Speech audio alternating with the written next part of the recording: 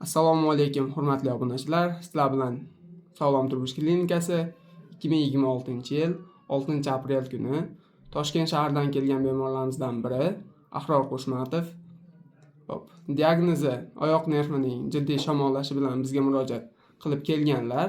Hozir bemorimizning o'zi bilan suhbatlashamiz. Qanday natijalar bo'lganligi haqida. Assalomu alaykum, xush kelibsiz. Assalomu alaykum bizdan o'shaq turgan qora ko'zlar, qora qoshlar. Men Ahror Qo'shmatov, o'zingiz bilasiz, men teleboshlovchiman, turli xil shoularni olib boraman. Biz xizmat safarlarida juda ham ko'p bo'lamiz. Bu xizmat safarlar har doim bir katta zallarda yo studiyalarda bo'lmaydi. Ko'pincha biz ochiq maydonlarda, shu sahnalar ham baland joylarga qo'yilgan sahnalarda ishlaymiz. Ba'zida issiq bo'ladi, ba'zida sovuq bo'ladi, ba'zida shamolda qolib ketamiz. Shunday kunlarning birida Samarqand shahrida bitta o'sha dom qurilishining reklamasiga tushdim. Ana shu reklama tushadigan kunimiz havo juda ham qattiq sovuq edi. Biz endi o'sha sovuqni yo'qotish uchun yonimizga ko'chma haligi isitish moslamasini olib kelib qo'yishdi. Bu tomondan issiq urib turibdi, bu yoq tarafdan sovuq urib turibdi. Xullas bir 40 minut o'sha joyda tasvirga tushgandan keyin o'tirgan holatda gapirgan edim bu yerda. Shu turaman desam, o'ng oyog'imda juda ham kuchli og'riq his qildim. Oyog'im bosolmay qoldim. Hamma hayron qoldi. Yonimdagilar ham nima bo'ldi deb oyog'im qimirlatish iloji yo'q. Shu darrov doktor chaqirishdi, o'sha tez yordam chaqirishdi. Tez yordam og'riq qoldiruvchi ukol qildi. Go'yoki hammasi o'tib ketgandek bo'ldi.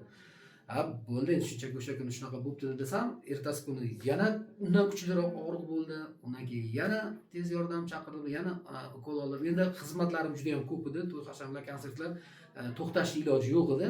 O'shaning uchun menga o'sha shifokorlarga, nevrolog shifokorlarga murojaat qildimki, menga o'sha davolanish kursini yozib bersanglar, men o'sha mehmonxonada bo'lamanmi, uyda bo'lamanmi, qayerda bo'lsam shuni olib tuzalib ketay yo'laka dedim. Keyin ular menga har xil dorilar yozib berishdi. Ularning orasida o'sha xalq tilida aytganda osmon ukollar bor edi, shu tumbadan oladigan ukollar bor edi, ba'zi bir tabletkalar bor edi.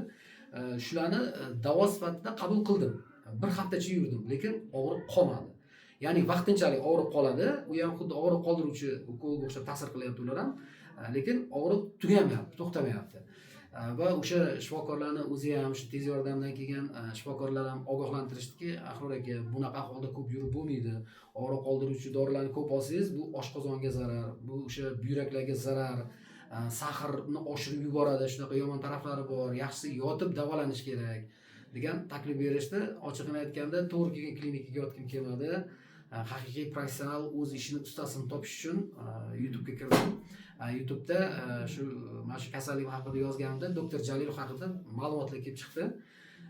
O'sha ma'lumotlarni o'qib, odamning fikrlarini eshitib, o'zining bir dunyoqarashiga, o'zining metodikasiga ega demak olim shifokor ekanligiga ishonch hosil qilgandan keyin mana shifoxonaga keldim. Mana bo'lgani shu. Kelganimcha bo'lgan vaziyat. Bizning klinikamizga kelgan paytingizda shikoyatlaringiz qay darajada edi? Qanchalik yaxshilandi? Xo'p, kelgan paytimda oyog'imni sudrab bosayotgan edim.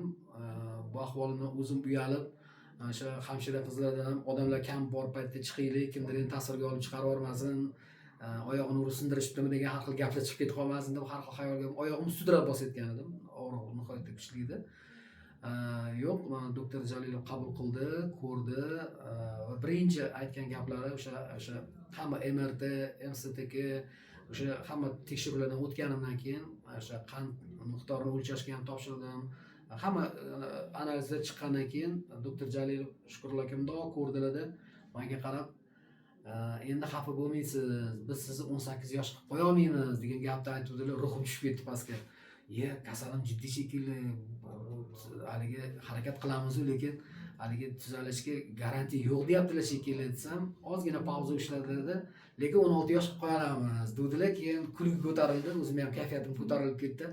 Aytdilarki, Ahrorbek qo'rqmang, bu juda ham biz uchun oddiy kasal. Bunaqa bu yerda mana e'tibor bergan bo'lsangiz, sezgan bo'lsangiz, bundan murakkab kasalliklarni davolaymiz. Xudo xolasa sizni oyoqqa qo'yib yuboramiz.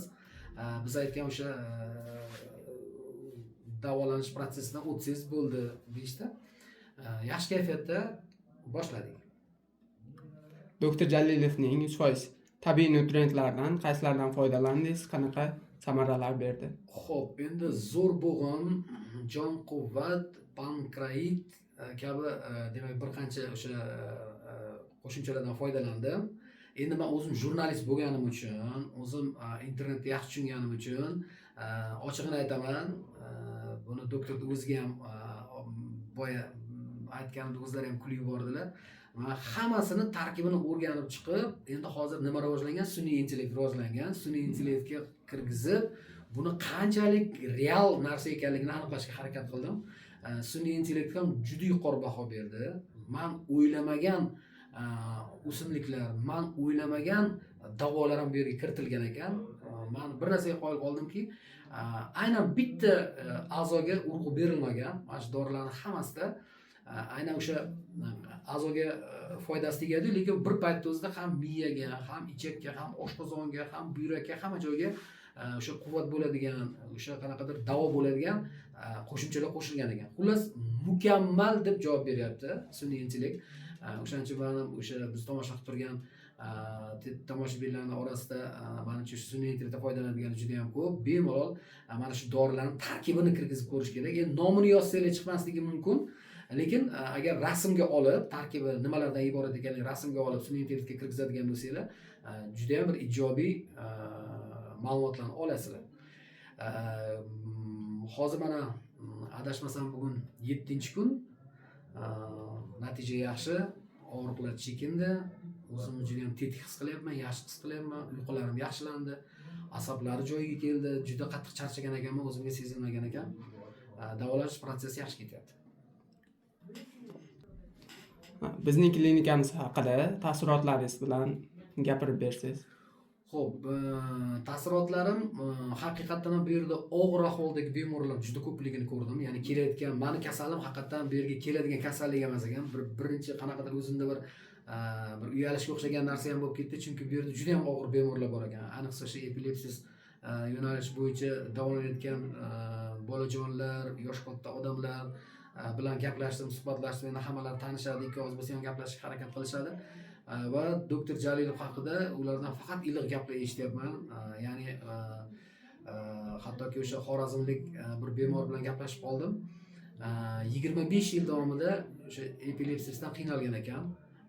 Mana shu doktor Jalilovni klinikasiga kelib, shu 10 kunda shu davo topdim. 25 yil davo topmagan narsamga. Hattoki o'sha Toshkentda ham MRTlar ko'rsatmagan edi. Bularni MRTsi ham boshqacha ekan. Bularda o'sha programmalar boshqacha ekan. Ya'ni ham keyinroq tekshirar ekan qon tomirlarni, o'sha miyadagi faoliyatni. O'sha Toshkentdagi doktorlar topolmagan kasalligimni topib, o'shanga davo topishdi dedi. Endi epilepsiz oddiy kasal emas. Epilepsisni mana guvoh, men tuzalganman shundan degan insonni o'zim ko'zim bilan ko'rib, eshitganimdan keyin men doktor Jalilovga yana bir karra qoyil qoldim.